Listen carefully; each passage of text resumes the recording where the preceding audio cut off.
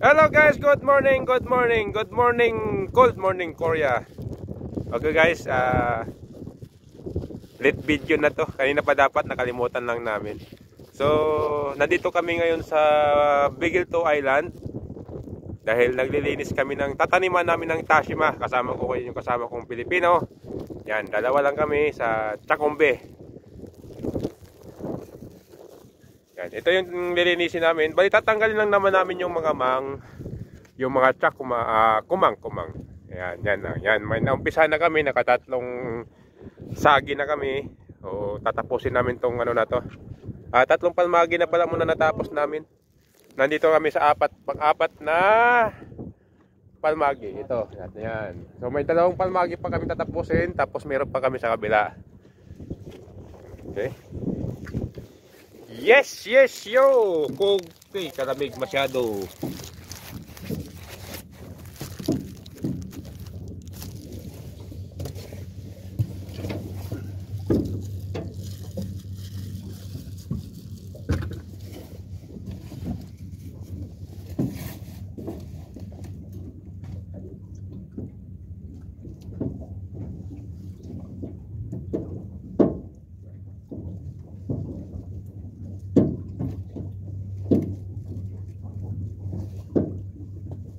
Pasa ko yung video sa'yo.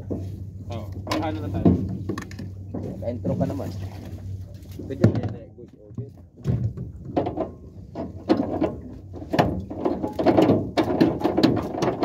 Right.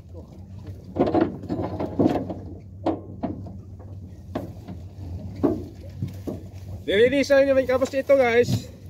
Ito pala yung miyok. Ito yung tinatawag nilang miyok dito. Ito yung pinapakain namin sa mga abalon. Tapos pagkatapos mag-harvest, in-harvest na kasi namin to. Ito yung mga tira-tira na lang. Yan, isang di pa mahigit ang haba nito. Kasi magtatanim naman kami ng Tashima. Pagkatapos namin linisan ito, Tashima namin itatanim namin. Yan, ito yung miyok. Ito guys, nakakain to. Pinapakuluan lang to, tapos sinasawsaw na nila sa parang ketchup na sausawan.